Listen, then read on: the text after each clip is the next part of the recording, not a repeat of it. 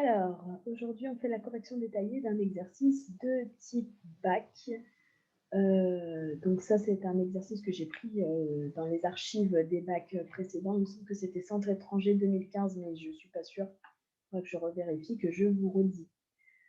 Donc la correction de cet exercice, je vous l'avais balancé, sauf que, bon, je ne la critique pas du tout, mais je préférerais faire un petit peu à ma sauce et commenter avec ma petite voix.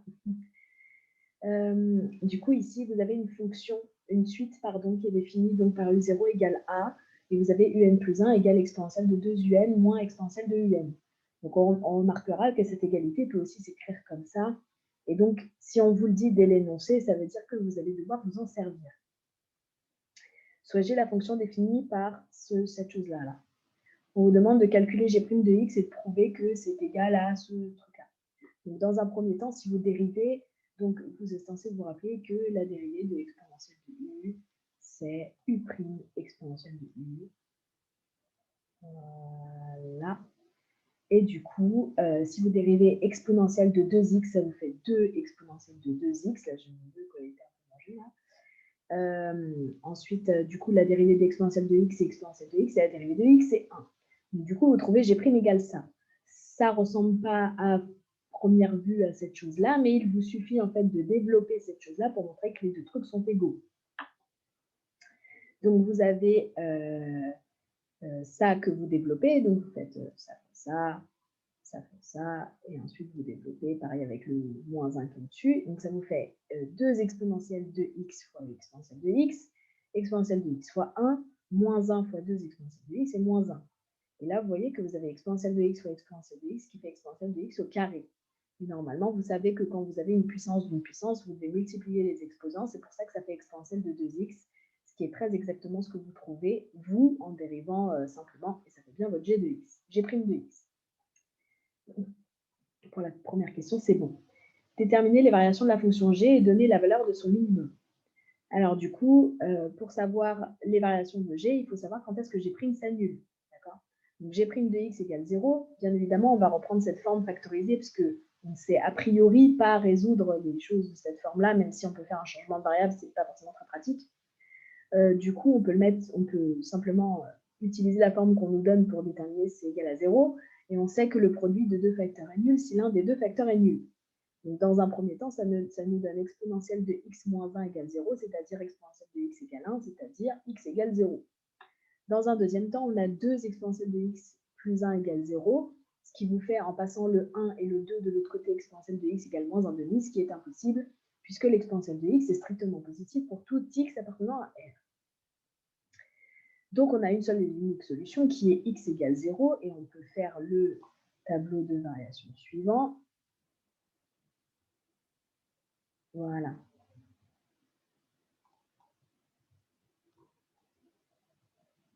Voilà. Du coup, comment est-ce qu'on sait... Mince, je vais trouver. Comment est-ce qu'on sait que c'est plus et moins ici? Alors là, il y a une technique que vous pouvez éventuellement, si vous le souhaitez, utiliser si vous ne savez jamais s'il faut mettre des plus ou des moins. Vous prenez par exemple un chiffre qui est entre 0 et plus l'infini, par exemple 1. Si vous remplacez ici par 1, exponentielle de 1 moins, ah mince, je suis dans G'. Si je suis dans G', c'est ça. Exponentielle de 1 moins 1, et qu'après vous faites 2 exponentielle de 1 plus 1. Et vous voyez que la multiplication des deux, ça va donner quelque chose de positif. Donc, du coup, ici, vous mettez un plus. Et du coup, faites la même chose ici avec un nombre compris entre moins l'infini et 0, moins 1. Et quand vous remplacez, vous voyez que ça fait un nombre négatif, donc ça veut dire que c'est un moins.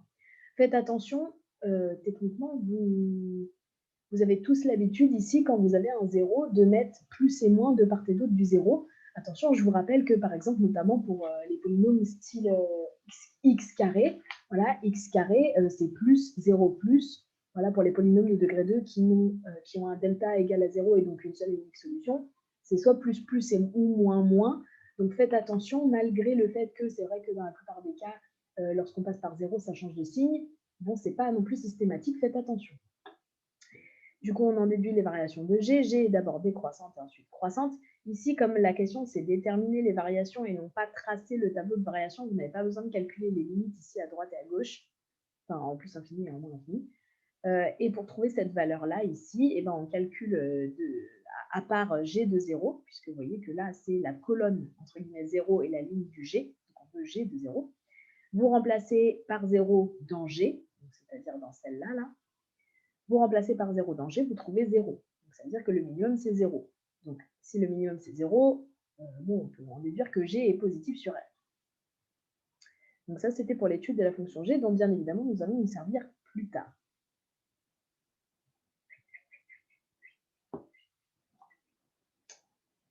Donc ici, voilà, question numéro C. En remarquant que UN plus 1 moins UN égale G de UN, étudiez le sens de variation de la suite UN. Effectivement, quand vous faites UN plus 1 moins UN, voilà, ici au bout, voilà, ça fait très exactement G de UN. Voilà, même pas besoin de faire une demi-ligne pour ça, voilà, c'est évident. D'accord. Du coup, étudier le sens de variation de la suite UN. Donc, du coup, on a UN plus 1 moins UN qui est égal à G de UN. Or, G, on vient de montrer qu'elle est positive sur R puisque son minimum, c'est 0. Ça veut dire que UN plus 1 moins UN est positif. Et donc, la suite UN, elle est donc croissante. Question numéro 2. Dans cette question, on suppose que A est négatif ou nul. Démontrer par récurrence que UN est inférieur ou égal à 0. Alors là, je vous ai fait la récurrence, mais d'une vitesse incroyable. Et d'ailleurs, qui est un petit peu moche, je vais repasser quelques trucs. L'initialisation, bien évidemment, U0 est égal à A et on dit que A est négatif. Donc, du coup, U0 négatif, c'est donc vrai. Hérédité. Donc là, en plus, c'est inférieur ou égal à 0. L'hérédité. Alors, je vous ai remis la phrase d'hérédité. Je vous rappelle que cette phrase-là, là, vous êtes censé la prendre par cœur, celle-là. Là. Attendez, je vais le refaire mieux. Tac, tac, tac. Voilà, cette phrase-là. Là. Vous êtes censé la prendre par cœur et surtout pas me mettre que on suppose que Pn est vrai pour tout n, sinon ça n'a aucun sens. Voilà. Supposons Pn vrai pour n quelconque, montrons que Pn plus 1 est vrai. Donc du coup, UN plus petit que 0, donc du coup, on va utiliser cette forme-là. Là. D'accord, pour UN plus 1. Je vais reprendre une épaisseur normale de mon trait. Donc, du coup, on va commencer par la partie qui est entre parenthèses ici. Donc, on passe à l'exponentielle de chaque côté ici. D'accord. Ça ne se voit pas trop ici, j'ai mis une exponentielle de 0. Voilà. Qui fait 1. Ça veut dire que l'exponentielle de UN est inférieure ou égale à 1, puisque j'ai appliqué l'exponentielle de chaque côté, qui est strictement croissante. C'est pour ça que ça ne change pas le sens de l'inégalité. Donc, on fait moins 1 de chaque côté, ça veut dire qu'exponentielle de UN moins 1, c'est négatif. Et ensuite, je multiplie par exponentielle de UN qui est positif, et donc c'est pour ça que je ne change pas le sens de l'inégalité. Et j'ai donc bien mon UN plus 1 qui est négatif. Puisque je multiplie un positif et un négatif. Voilà, donc ma récurrence est terminée. Déduire des questions précédentes que la suite UN est convergente. On vient de démontrer, question C, un C, que UN était croissante. Et on vient de montrer qu'elle est majorée par 0 puisque son maximum, c'est 0. La suite est croissante et majorée par 0, donc elle converge. C'est ce qu'on appelle le théorème de convergence monotone. Je laisse avec ma souris.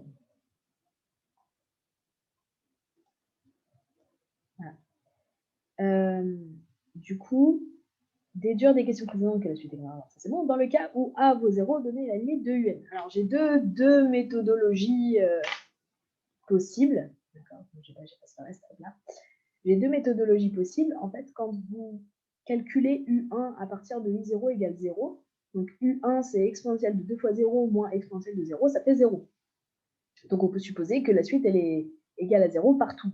Sauf que vous ne pouvez affirmer cela que si vous faites une récurrence qui le démontre. Donc, du coup, si vous faites Pn égale, donc, entre guillemets, Un égale 0, du coup, bah, U0 égale 0, donc c'est bon. Et donc, vous remettez votre méga phrase que je n'ai pas remise parce que je suis un peu pressée par le temps vu que j'ai cours après. Vous avez donc UN qui est égal à 0. Vous appliquez l'exponentielle comme tout à l'heure, ça fait exponentielle de UN égale 1. Vous appliquez l'exponentielle de UN moins 1 qui est égal à 0. Et ensuite, vous multipliez par exponentielle de UN qui est strictement positif. ça fait 0 fois exponentielle de un ici, donc ça fait 0, et exponentielle de un, ça nous donne donc un plus 1 égale à 0. Conclusion, ok, youpi, et on a un qui est égal à 0 pour tout n, et donc la limite de un est égale à 0.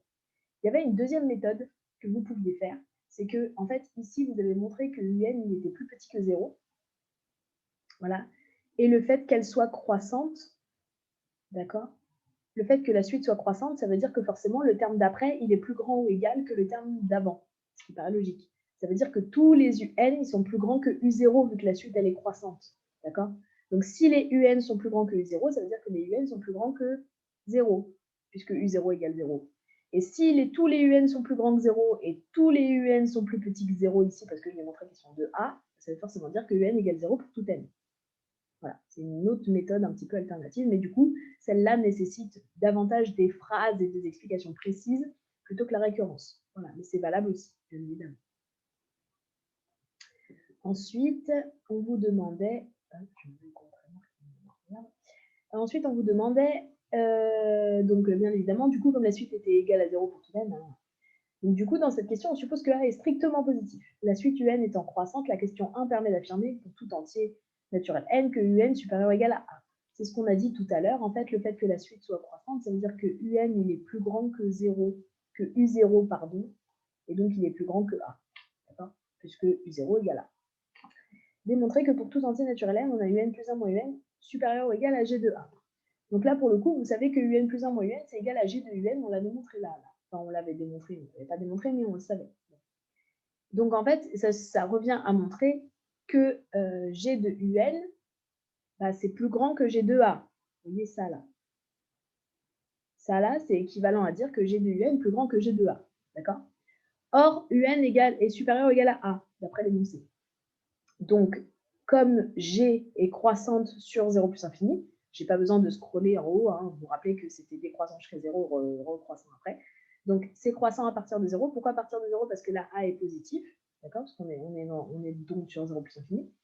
Et donc, g est croissante sur 0 plus infini. Donc, si vous appliquez g, ça ne change pas le sens de l'inégalité. Vous avez donc g de un supérieur ou égal à g de A. Et donc, ça veut dire que... donc, ça veut bien dire que un plus 1 moins un, c'est supérieur ou égal à g de A. Jusqu'à là, on est bon. Démontrer par récurrence que pour tout entier naturel n, on a un supérieur ou égal à a plus n fois g de A.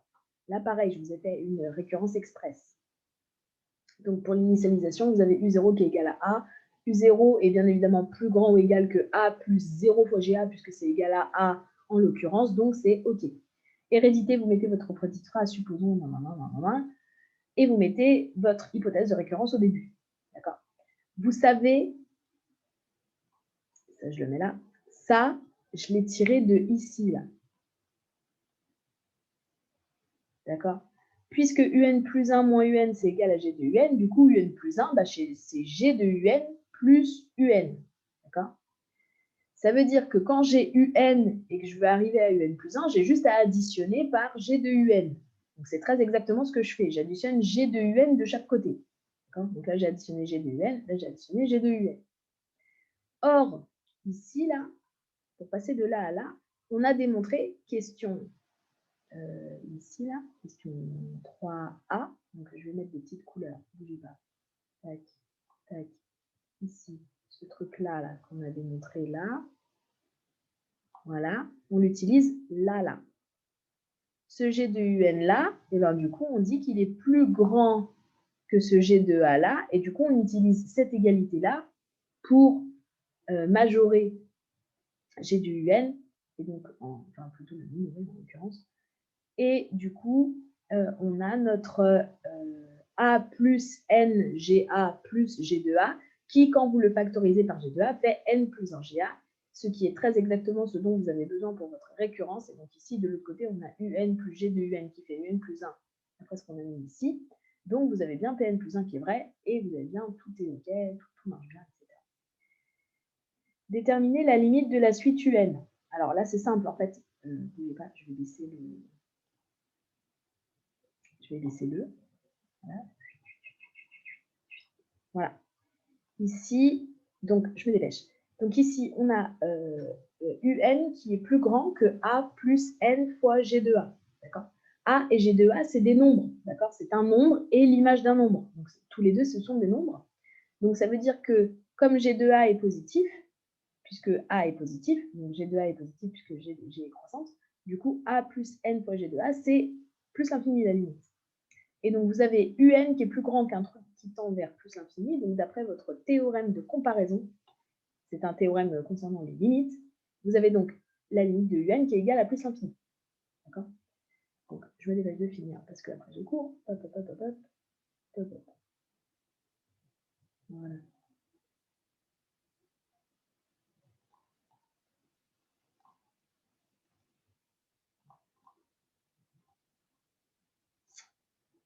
Ça me met en bleu là, mais je ne vais pas que ça me voilà.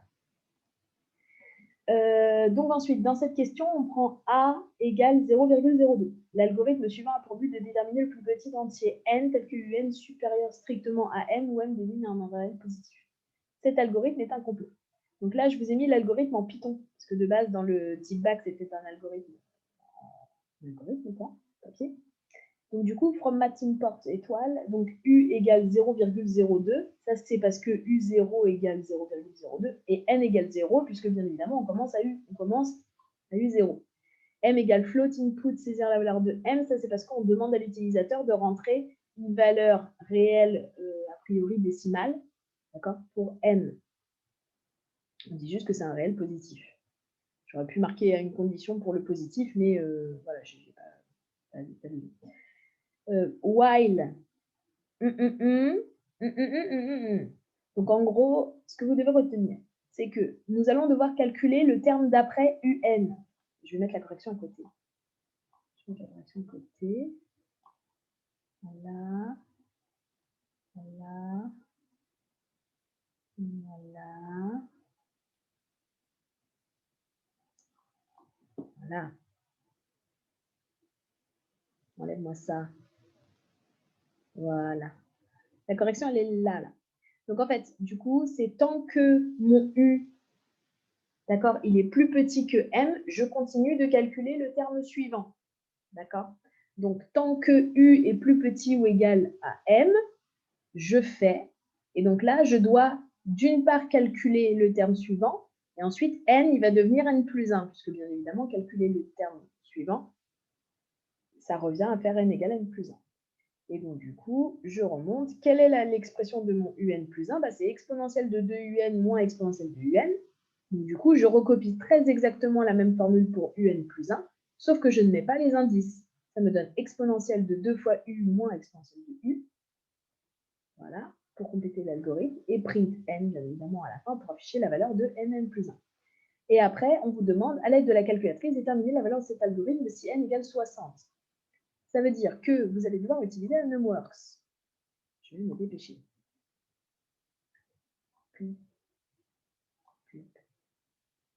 Alors, la numworks.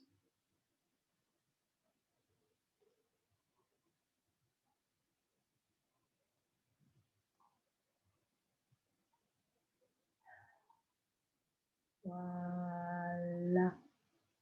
Donc, la numworks, ici, je ne vais plus avoir du tout besoin de ça a priori. Donc, la numworks. Ici, je vais dans mes suites. Je vais ajouter une suite. C'est UN plus 1, d'accord? Donc, je sais que c'est exponentielle de UN. Alors, le UN, il se trouve dans la boîte à outils. Vous vous rappelez, ça, c'est la boîte à outils. D'accord? Exponentielle de UN. Ah, c'était 2 UN. Exponentielle de 2 UN. D'accord. Hop.